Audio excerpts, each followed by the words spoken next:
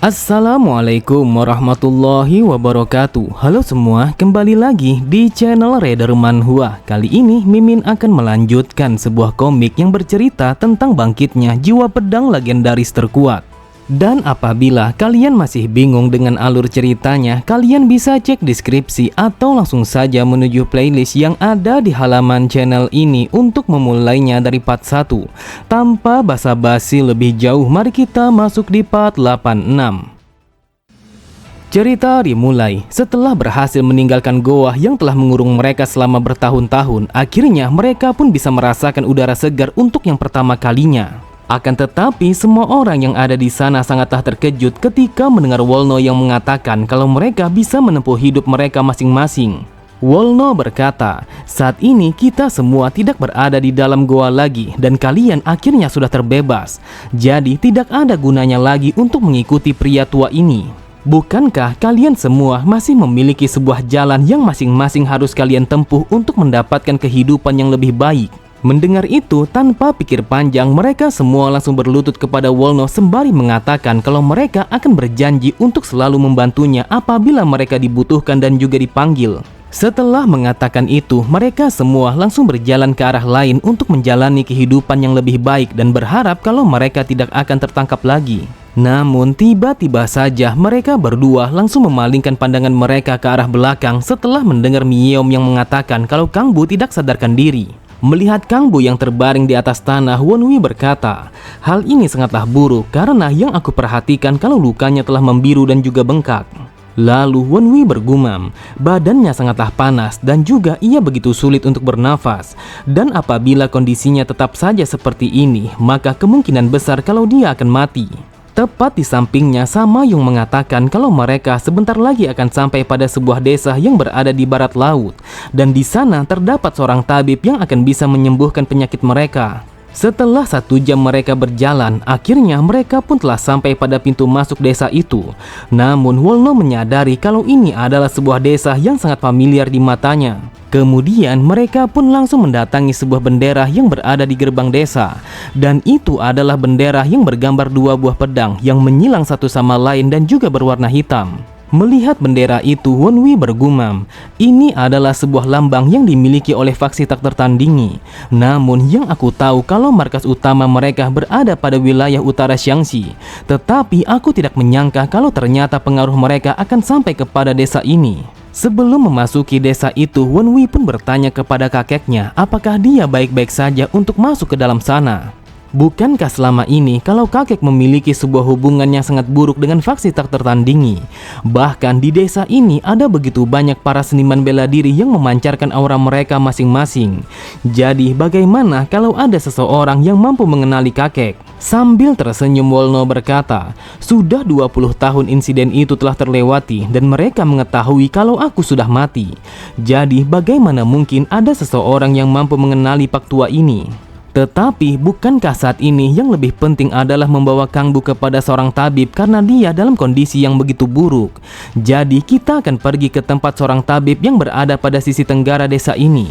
Saat mendengar Wonwi yang bertanya bagaimana mungkin ia bisa mengetahuinya, Wolno kembali berkata, "Meskipun sudah 20 tahun aku terkurung, akan tetapi aku masih ingat tempat ini karena aku pernah menjadi salah satu dari mereka. Dan di sana ada sebuah klinik yang bagus untuk menyembuhkan segala penyakit. Yang aku tahu kalau mereka telah menjalankan klinik itu selama 3 generasi. Jadi aku berpikir kalau mereka masih menjalankan klinik itu." Cerita berpindah pada wilayah tenggara desa itu. Di saat itu terlihat seorang pemuda berbaju hitam telah berdebat dengan 2 orang pria yang menjaga klinik itu. Dengan kesalnya ia berkata, "Dasar sialan, bagaimana mungkin kalian menyewa sebuah klinik yang sebesar ini? Dan ini sama sekali tidaklah masuk akal." Namun pemuda berbaju hitam itu langsung terdiam ketika salah satu dari mereka langsung menghunuskan bilah pedangnya tepat di samping lehernya. Kemudian dengan nada yang mengintimidasi, orang itu berkata, "Dengarkan aku baik-baik, jika kau tidak ingin mati, maka pergilah sekarang juga." Akan tetapi orang itu langsung menyipitkan kedua matanya setelah mendengar pemuda itu yang berkata, "Karena kau yang memulainya, maka aku sama sekali tidak memiliki pilihan lain." Setelah mengatakan itu, dengan gerakan yang sangat cepat, ia pun langsung mengelak dari senjatanya dan juga mematahkan pergelangan orang itu hanya dengan satu kali serangan saja. Terlihat seseorang yang berada di sampingnya sangatlah terkejut karena ia tidak menyangka kalau pemuda itu adalah seorang seniman bela diri yang tidak bisa dipandang sebelah mata. Namun ketika ia sedang lengah, terlihat sebuah tendangan yang begitu telak telah mendarat di dagunya sehingga membuatnya langsung memuntahkan banyak darah. Terlihat dengan sangat jelas kalau pemuda itu cukup terampil untuk menangani keduanya secara bersamaan hanya dengan satu kali serangan saja. Di saat itu, ia telah berhasil mematahkan tangan dan juga memberikan sebuah tendangan telak yang mana serangan itu mampu membuat mereka langsung terkapar di atas tanah. Sambil tersenyum, pemuda itu berkata, "Ternyata kemampuan kalian berdua sama sekali tidak sebanding dengan ancaman yang kalian berikan kepadaku." Setelah mengatakan itu, ia pun langsung berjalan memasuki gerbang utama klinik itu untuk bertemu dengan sang tabib. Akan tetapi tiba-tiba saja ia pun langsung terlempar ke belakang setelah terkena sebuah serangan yang sangat mengerikan. Dan di dalam pintu masuk klinik itu terlihat seorang perempuan berambut putih telah menghalangi pergerakannya dengan memberikan sebuah serangan yang begitu telak. Sambil menahan rasa sakitnya, pemuda itu bergumam, "Yang aku rasakan kalau serangannya begitu dingin sampai-sampai tubuhku langsung membeku. Jika aku perhatikan wanita ini, dia memiliki seni bela diri yang berbasis energi beku, lalu pundaknya yang dihiasi bulu rubah berwarna abu-abu dan juga berambut putih. Dasar sialan, tidak diragukan lagi kalau dia adalah seniman berpedang Yun ortodok yang sangat terkenal pada wilayah Shanxi, dan dia adalah seseorang yang dikenal sebagai si rubah putih." Dengan tatapan mata yang sangat tajam, wanita itu berkata, "Karena kau sangat berani menyentuh orang-orangku, maka aku sangat yakin kalau kau telah memutuskan untuk menyerahkan sisa hidupmu." Mendengar pertanyaannya, pemuda itu bergumam, "Bagaimana mungkin aku bertemu dengan wanita ini yang sama sekali tidak mungkin aku bisa mengalahkannya?" Lalu ia berkata, "Wahai senior, aku sama sekali tidak tahu kalau Anda yang telah menyewa tempat ini. Jadi aku mohon ampunilah kesalahan yang aku perbuat." Namun wanita itu sama sekali tidak ingin mendengarkannya karena dia begitu kesal setelah mengetahui kalau anggotanya telah terkapar di atas tanah. Di saat itu, pemuda itu sama sekali tidak mampu untuk menghindari sebuah serangan yang akan dilancarkan kepadanya sehingga membuatnya hanya bisa pasrah dengan kematiannya. Seketika itu juga sebuah hembusan angin yang begitu dahsyat yang bersamaan kabut tebal langsung menyebar kemana-mana. Namun pemuda itu langsung terdiam ketika melihat Wonwi yang menahan serangan wanita itu. Lalu Wonwi berkata, "Mengapa kau tidak berhenti sampai di sini saja dan membiarkan kami memasuki klinik ini?" Tepat di belakangnya, pemuda itu bergumam, "Bagaimana mungkin orang ini mampu menahan serangan si rubah putih hanya dengan menggunakan satu tangan?" Terlihat wanita itu sangatlah kesal karena serangannya telah dihentikan secara paksa. Lalu sambil menarik tangannya, ia berkata, "Dasar sialan, entah kenapa ada begitu banyak para bajingan yang ingin mati di hari ini." Setelah mengatakan itu, ia pun langsung membentangkan kedua tangannya dan bersiap untuk melancarkan jurus andalannya. Ia berkata, "Asal kau tahu, penyesalan tidak akan datang untuk menolongmu dan aku akan merobekmu sampai berkeping-keping." Di saat itu, Wonwi langsung menyipitkan kedua matanya karena ia merasakan kalau wanita itu hanya akan menghalanginya. Kemudian ia pun langsung menutup kedua matanya untuk meningkatkan tenaga dalamnya. Lalu Wonwi berkata, "Karena kau terlalu banyak berbicara, maka akan lebih baik kalau kita menyelesaikan sekarang juga." Sontak wanita itu sangatlah marah sampai-sampai kedua matanya telah berubah menjadi merah karena ia merasakan kalau Wonwi telah meremehkannya. Ia berkata, "Dasar bajingan, berani sekali kau menutup kedua matamu ketika bertarung melawanku."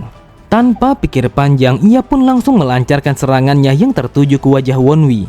Di saat itu, wanita itu sangatlah percaya diri kalau Wonwi tidak akan bisa menghindari serangannya karena mereka telah bertarung dalam jarak yang sangat dekat.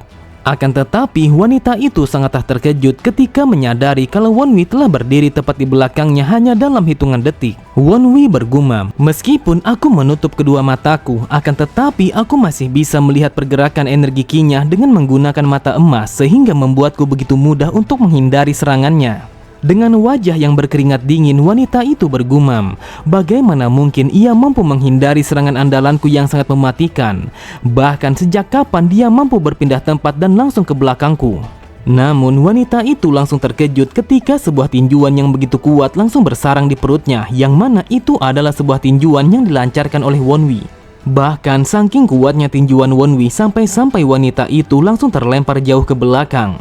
Melihat serangan Wonwi yang begitu dahsyat, pemuda itu bergumam, siapa sebenarnya orang ini? Dia mampu mengalahkan salah satu seniman bela diri terkenal Yunortodok hanya dengan satu kali tinjuan saja.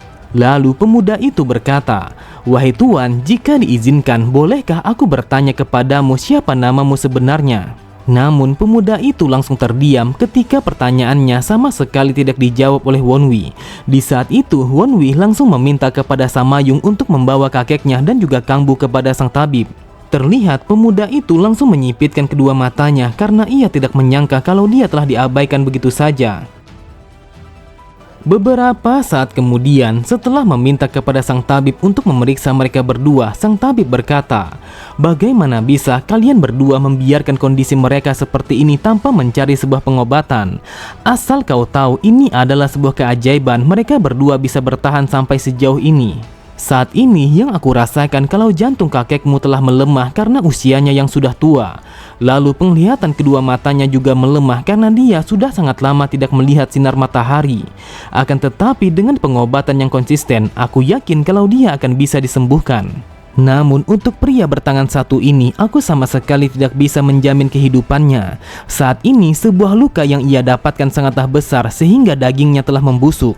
Meskipun kita berusaha untuk memberikan pengobatan dari luar ataupun dari dalam, akan tetapi untuk kesembuhannya kita hanya bisa menyerahkan kehidupannya ke tangan surga." Saat mendengar Wonwi yang bertanya apakah ada sebuah cara untuk bisa menyelamatkannya, sang tabib berkata, "Hal itu akan bergantung pada seberapa lama orang ini mampu bertahan untuk melewati kondisi ini. Untuk saat ini yang bisa kami lakukan hanyalah memberikan perawatan yang terbaik kepada mereka sembari berharap kalau mereka akan sembuh dengan secepat mungkin." Saat ini mereka berdua telah diberikan sebuah obat agar mereka bisa tertidur dan juga menghilangkan rasa sakit. Jadi akan lebih baik kalau kalian meninggalkan tempat ini dan juga beristirahat di penginapan. Beberapa saat kemudian, setelah meninggalkan ruangan sang tabib, Wonwi berkata kepada Samayung. Sang tabib mengatakan kalau kita harus beristirahat terlebih dahulu karena kakek telah diberikan obat tidur. Lalu Wonwi pun mengajak Samayung untuk mencari sebuah restoran karena dia begitu kelaparan. Mendengar perkataan Wonwi, terlihat Samayung begitu bahagia karena ia menyadari kalau ini adalah waktu yang sangat tepat untuk berduaan bersama Wonwi. Namun mereka berdua begitu heran ketika melihat pemuda itu yang datang menghampiri Wonwi dengan nafas yang tersengal-sengal. Pemuda itu berkata, "Wahai Tuan, aku sangat berterima kasih karena berkatmu lah aku telah berhasil menghindari sebuah bencana dan juga bisa bertemu dengan sang tabib." Sambil tersenyum Wonwi berkata, "Aku datang ke tempat ini karena aku memiliki sebuah urusan kepada sang tabib. Dan juga kau tidak perlu memanggilku dengan sebutan sebagai Tuan karena itu sangatlah berlebihan. Lagi pula aku juga masih muda." Orang itu kembali berkata, "Apakah usia memanglah penting? Bahkan aku pun pernah mendengar orang bijak mengatakan kalau kita bisa belajar kepada seorang anak yang masih berusia 3 tahun. Apalagi orang itu adalah seseorang seperti Anda yang sangat hebat di dalam seni bela diri. Jadi aku berpikir kalau Anda sangat layak untuk dihormati." Saat mendengar Wonwi yang bertanya apakah dia sudah menyelesaikan urusannya kepada sang tabib, pemuda itu berkata, sang tabib mengatakan kalau dia sama sekali tidak bisa melakukan apapun tentang hal itu, dan sekarang yang bisa aku lakukan hanyalah menunggu dengan sabar. Saat ini aku sudah siap untuk gagal di dalam ujian itu dan juga ditusuk dengan jarum akupuntur yang bisa menyebabkan tenaga dalamku terblokir selama 3 tahun. Mendengar itu, Wonwi berkata, "Apa yang kau maksud dengan tenaga dalam yang tersegel selama 3 tahun? Jika kau tidak keberatan, bisakah kau menjelaskan semuanya kepadaku?" Pemuda itu berkata, "Bagaimana mungkin Anda tidak tahu akan hal ini? Awalnya aku berpikir kalau Anda telah datang ke tempat ini karena Anda ingin menjadi sang penerus Dewa Angin." Sontak Wonwi sangatlah terkejut. Ia tidak menyangka kalau ayahnya telah mencari seorang penerus dengan cara mengadakan sebuah ujian kepada siapapun yang memiliki kemampuan seni bela diri. Pemuda itu kembali berkata, "Pada 2 minggu yang lalu, faksi tak tertandingi telah mengumumkan kepada semua orang. Tidak peduli dari mana kau berasal dan juga tidak peduli berapa usiamu. Tetapi siapapun yang berhasil melewati sebuah ujian yang diberikan oleh sang Dewa Angin, maka ia akan mewarisi seni bela diri Storm Shadow dan juga menjadi penerusnya." Itulah sebabnya ada begitu banyak para seniman bela diri yang berkumpul di desa ini hanya untuk mengikuti ujian itu. Saat ini semua orang telah memiliki sebuah kesempatan untuk menjadi sang pewaris dan bahkan menjadi ketua sekte berikutnya, meskipun dia bukanlah keturunan langsung dari sang pemimpin. Akan tetapi, jika kau gagal di dalam ujian itu, maka kau akan ditusuk dengan jarum akupuntur yang mana hal itu akan memblokir tenaga dalammu. Kemudian, kau harus menjadi anggota sekte mereka selama 3 tahun secara sukarela. Pada sisi yang lain, Samayung berkata, hal ini begitu sulit untuk dipahami. Entah kenapa mereka harus menentukan seorang penerus dengan cara yang seperti ini. Pemuda itu berkata, ada yang mengatakan kalau itu hanyalah sebuah alasan untuk menambah jumlah pasukan mereka, sehingga mereka bisa memiliki sejumlah pasukan yang diisi oleh orang-orang yang sangat kuat. Kemudian sambil memperhatikan di sekitarnya untuk memastikan kalau tidak ada orang lain yang mendengarkan pembicaraan mereka, pemuda itu kembali berkata, aku tidak yakin apakah ini memanglah benar ataukah tidak. Akan tetapi sebuah rumor yang beredar di masyarakat saat ini adalah kalau sang pemimpin Storm Shadow sama sekali tidak memiliki seorang anak, sehingga ia harus mencari penerusnya dengan cara yang seperti ini. Mendengar ocehan pemuda itu dengan senyuman getir, Wonwi bergumam, itu adalah sebuah rumor yang sangat bodoh karena anaknya sang dewa angin telah berdiri di hadapanmu. Oke semua, cukup sampai di sini dulu pembahasan alur cerita kita. Sampai jumpa di video selanjutnya. Wassalamualaikum warahmatullahi wabarakatuh.